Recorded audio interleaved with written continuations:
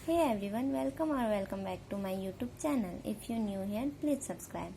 तो आज हम करेंगे पहचान के सामाजिक और मनोवैज्ञानिक परिप्रेक्ष्य और शिक्षा, करियर और हम उम्र समूह और युवा संस्कृति, मीडिया और वैश्वीकरण का प्रभाव। तो आज हम खंड 2 जिसमें इकाई 3, इकाई 4 और इकाई 5 को कंप्लीट करने जा रहे हैं और हमने खंड 1 जिसमें इकाई 1 और इकाई 2 को कंप्लीट कर लिया है। तो गाइस चलिए हम अब स्टार्ट करते हैं। तो जिसमें पहला क्वेश्चन है, पहचान एक विरोधाभासी अनुभव है, इस कथन पर अपने विचार रखें। पहचान, तो हमें इसमें बताना है कि किस प्रकार पहचान एक विरोधाभासी अनुभव है। तो इसे हम 3 बिंदुओं पर चर्चा करके बताएंगे, जिसमें से एक बिंदु है जहाँ व्यक्ति समाज से मिलता है वही पहचान है। हम जिस तरह से स्वयं को परिभाषित करते हैं वह हम पर निर्भर करता है, अर्थात हम कैसे सोचते हैं, हम कौन हैं, हम क्या बनना चाहते हैं, हमारी गतिविधियाँ और प्राथमिकताएं, आशाएं और भय। अर्थात इसमें यही बता रहा है कि आप अपनी पहचान, आप जहाँ व्यक्ति आप समाज से मिलते हैं वहीं आपकी पहचान शुरू होती है और यह आप पे निर्भर करता है कि आप किस तरीके से अपने आप को रिप्रेजेंट करें, कि आप क्या हैं या फिर आपको क्या बनना है, कि आप की आशाएं और भय क्या है। उपरोक्त प्रश्न पर विचार करते हुए अपनी पहचान बनाने के लिए हम काफ़ी हद तक स्वतंत्र हैं। पहचान हमारी विशिष्ट हस्ताक्षर है, हमारी पहचान ही हमारी सब कुछ होती है। जैसा कि बताया गया है, पहचान के बिना कोई मनुष्य को कोई नहीं जान पाएगा और ना ही उसकी अहमियत किसी की पहचान उसके अच्छे कामों से होती है तो किसी की पहचान उसके बुरे कामों से होती है। तो लेकिन पहचान होना ज़रूरी है, क्योंकि पहचान के बिना हमारा जीवन ही व्यर्थ है। पहचान हमें अपनी बनानी ही होती है खुद से, परंतु पहचान पूरी तरह से स्वतंत्र रूप से चुनी हुई नहीं होती है। हमारी व्यक्तिगत पहचान के कुछ एक हिस्से दूसरों के दिए गए होते हैं। जैसे कि एक व्यक्ति की पहचान स्वयं की सूची के साथ वह कौन है इसके के बारे में समाज का आरोपण परिलक्षित होते हैं, अर्थात कि उसके माता पिता कौन है। जब बच्चा जन्म लेता है तो उसकी पहचान उसके माता पिता की पहचान से ही होती है। फिर वो स्कूल जाता है, फिर उसकी स्कूल में कुछ अलग ही पहचान बनती है। फिर कॉलेज जाता है, कॉलेज में अलग पहचान, और फिर उस जॉब करता है तो जॉब में एक अलग पहचान, और या फिर उस समाज से कि उस समाज का है। फिर एक देश के साथ पहचान, अगर मान लीजिए कोई किसी और देश में गया तो उसकी पहचान, किसी दूसरे देश में अगर कोई व्यक्ति जाता है तो उसकी पहचान वहाँ पे ये बनता है कि वो एक इंडियन है। तो इस तरह से पहचान हमारे बदलते रहते हैं और हमारी पहचान हमारी सबसे बड़ी हमारे लिए बहुत ही महत्वपूर्ण होता है। तो आप लोग ये कर लीजिएगा, स्क्रीनशॉट भी ले सकते हो यहाँ से, और आप ये भी कर सकते हो, PDF भी है। सॉरी। तो इसमें उसके बाद दूसरा है, पहचान प्रासंगिक और गतिशील है। हम कौन हैं, इसमें पहचान का केवल एक पहलू परिलक्षित होता है कि किसी विशेष समय में, किसी विशेष संदर्भ में व्यक्ति उस समय स्वयं के बारे में किस तरह सचेत है। जैसे इसमें हम एक उदाहरण ले सकते हैं, पहचान प्रासंगिक और गतिशील है कि एक महिला जो कि झुग्गी झोपड़ी में रहती है, वहाँ पे उसकी पहचान है कि वो एक झुग्गी झोपड़ी में रहती है, जो एक बस्ती में रहती है और वह एक गरीब स्त्री है। वहीं पे अगर वो किसी मॉल में या किसी दुकान पर काम करने जाती है तो वहाँ पे एक सेल्स वुमेन के रूप में, एक श्रमिक के रूप में उसकी पहचान पाई जाती है, और वहीं उसकी झुग्गी झोपड़ी में एक माँ, एक पत्नी के रूप में उसकी पहचान होती है। दूसरा है पहचान का निरंतरता और सुसंगतता से है। अगर पहचान स्थिति पर निर्भर और गतिशील है तो आंतरिक और बाहरी परिवर्तनों के मध्य हम स्वयं को अनिवार्य रूप से एक ही व्यक्ति के रूप में क्यों महसूस करते हैं। यदि विभिन्न सामाजिक दुनिया हमारी पहचान के विभिन्न पहलुओं को आरोपित करती है। इसमें बताया जा रहा है कि कैसे पहचान एक विकासात्मक बदलावों के मध्य स्वयं को एक समान और सतत रूप में देखते हैं। तो कुल मिलाकर पहचान एक विरोधाभासी अनुभव है।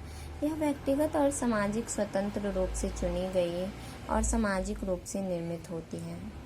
तो जैसे अगर हमारा समाज हमें अपना पहचान बनाने के लिए मतलब ये पहचान बनाने के लिए समाज का होना बहुत ज़रूरी है, क्योंकि जब तक हमें कोई बताएगा नहीं तब तक हम खुद को जानेंगे कैसे, हम कैसे पहचानेंगे और कैसे हमको ये करना है या वो करना है का पता चलेगा।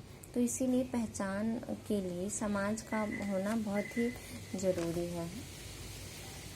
अब है चैप्टर 4, जिसमें एक इम्पॉर्टेंट क्वेश्चन है। चैप्टर 4 है शिक्षा, करियर और हम उम्र साथी, हम उम्र समूह। इसमें एक क्वेश्चन है सामाजिक विकास में समकक्षी साथियों का क्या महत्व है।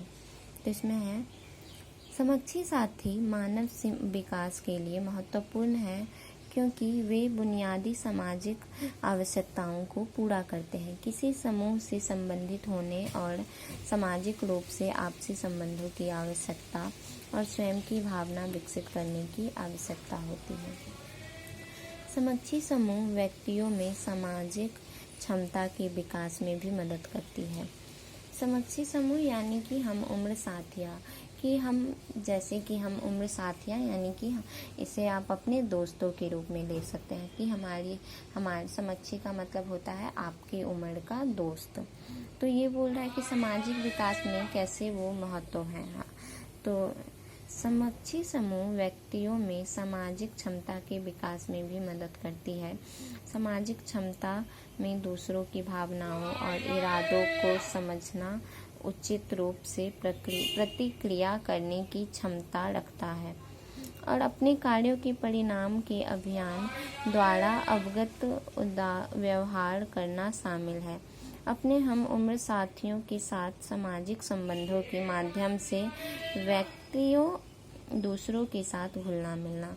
इसमें यही बताया गया है कि कैसे समकक्षियों के साथ जुड़ाव बच्चों को उन समस्याओं के बारे में सिखाता है और कैसे हम अपने हम उम्र के साथ किशोरावस्था में सबसे ज़्यादा घुल मिले रहते हैं। जब हम अपने भविष्य के लिए चिंतित होते हैं तो हमारे दोस्त ही हमारे लिए बहुत ज़्यादा ये करते हैं कि हम उनसे सीखते हैं। उनके साथ हमारा ऐसा होता है ना कि हम जब बहुत ज़्यादा परेशान हो या फिर हो कुछ भी, तो हम अपने दोस्तों के साथ ही बैठना बात करना पसंद करते हैं।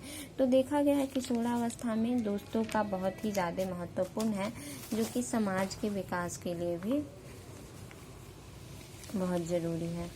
फिर है समकक्षी समूह व्यक्तियों को घर में सीखी गई भूमिकाओं और मूल्यों को अपनाने का अवसर देते हैं। समकक्षी समूह व्यक्तियों को घर में सीखी गई भूमिकाओं और मूल्यों को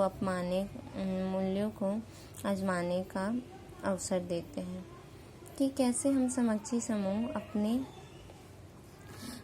अपनी दुविधाएं एक दूसरे को बताते हैं और उनका समाधान निकालते हैं और समाज में कुछ करने का, कुछ आगे बढ़ने के लिए एक दूसरे को परस्पर सहायता करते हैं। ठीक है, आप यहाँ से इसको स्क्रीनशॉट भी ले सकते हो गाइस, और आपको इसका लिंक भी डिस्क्रिप्शन में मिल जाएगा, या आप हमें जीमेल भी कर सकते हो। हमारा जीमेल डिस्क्रिप्शन लिंक में दिया हुआ है। हमारा जीमेल है studycafe41@gmail.com।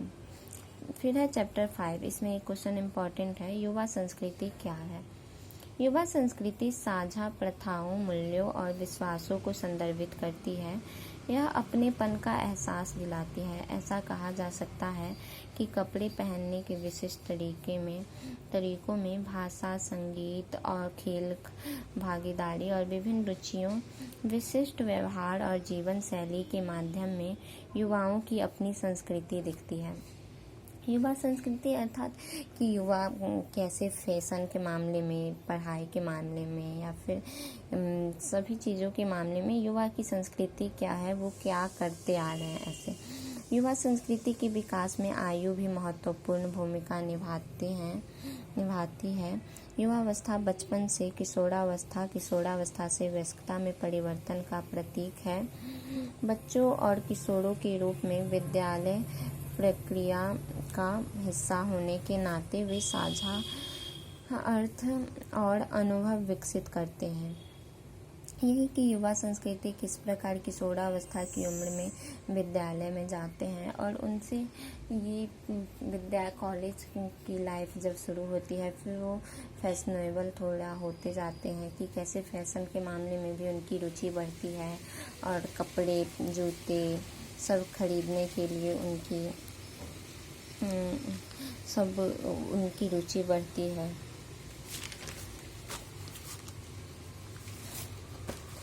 फिर है नेक्स्ट क्वेश्चन, युवा संस्कृति की विशेषताओं का वर्णन करें। युवा संस्कृति की विशेषताएं निम्न है। पीढ़ीगत चेतना। युवा संस्कृतियों को पीढ़ीगत चेतना की भावना में चिन्हित किया जा सकता है। यह कुछ सामाजिक राजनैतिक घटनाओं के दौर में जीने की व्यक्तिपरक जागरूकता है। उदाहरण के लिए उदारीकरण के बच्चे 1991 में उदारीकरण के आर्थिक सुधारों के तुरंत बाद पैदा हुए भारतीय बच्चों की एक पीढ़ी। जैसा कि आप जानते हैं, उदारीकरण की शुरुआत 1991 में हुई थी। उससे पहले ऐसा था कि कुछ भी बिजनेस या फिर कुछ भी अपना मतलब पूंजीवादी की तरफ नहीं था, समाजवादी की तरफ था। और 1991 के बाद पूंजीवादी की तरफ भी आगे हुआ, जिसके कारण बहुत सारी कंपनियां और कारोबारों में बढ़ोतरी हुई और सरकार ने उदारीकरण उदारीकरण का प्रारंभ करके और देश को और भी आगे की ओर बढ़ाया है और देश की प्रगति हुई है। तो इस तरह से पीढ़ीगत चेतना, तो उसकी ये उदारीकरण की पीढ़ी उनसे पहले के लोगों से अलग है, क्योंकि उन्होंने आत्मसंयम और समाजवाद के संरक्षणवाद या विचारधारा की नीतियों का अनुभव किया है। तो इसमें यही है गाइस, आप इसे स्क्रीनशॉट भी ले सकते हैं। वर्ग विशिष्ट संस्कृतियों और लिंग के साथ युवा जीवन शैली का संबंध, इसको भी आप पढ़ के खुद से कर सकते हो। फिर है प्रति संस्कृति, काउंटर कल्चर। इसमें हिप्पी युवा संस्कृति के बारे में बताया गया है। विशेष उप संस्कृति युवा सदस्यों को लगातार ऐसे तंत्र के विकास के लिए प्रयास करते हैं। तो इसको भी आप अच्छे से पढ़ के कर सकते हो। फिर है नेक्स्ट है जीवन शैली, कि उनकी जीवन शैली क्या होती है, किस तरीके से उनके पहनावे, किस तरीके से उनके व्यवहार होते हैं, इसको भी आप अच्छे से कर सकते हो। फिर है मास मीडिया प्रौद्योगिकी और उपभोक्ता का प्रभाव, कि कैसे मास मीडिया, संगीत और फैशन जैसे सांस्कृतिक उद्योगों द्वारा प्रस्तुत वस्तुओं और विचारों से युवा संस्कृति प्रभावित होती है। तो यही है, इसमें युवाओं के बारे में ही लिखना है। युवा संस्कृति क्या है, कैसे है, इनकी रुचि किस में है, ये क्यों ज़रूरी है। तो आप इसे अच्छे से कर सकते हैं। वैश्वीकरण में युवाओं की पहचान कैसे प्रभावित हुई। इसमें वही है कि वैश्वीकरण कैसे युवाओं की पहचान को प्रभावित की, वैश्वीकरण से कैसे हम विश्व के साथ अपना जुड़ाव महसूस कर पाए और कैसे कोई अपने आप को पहचान दिलाने में मदद कर रहा है। उनके फैशन, संगीत, खेल, मौज मस्ती सब में वो आगे बढ़ रहे हैं। और जैसे वैश्वीकरण के कारण ही हम घर बैठे भी विश्व के बारे में भी जानकारी प्राप्त कर सकते हैं और जॉब भी घर बैठे कर सकते हैं। वैश्वीकरण के माध्यम से ही आप इंडिया में रह के भी विदेशी कंपनियों में जॉब कर सकते हो। तो यही है, वैश्वीकरण से युवा की पहचान कैसे प्रभावित हुई। तो यही इसके बारे में लिखना है, जो कि आप पढ़ लोगे तो हो जाएगा। आप हमें जीमेल भी कर सकते हो, हम आपको इसका नोट्स प्रोवाइड करा देंगे। और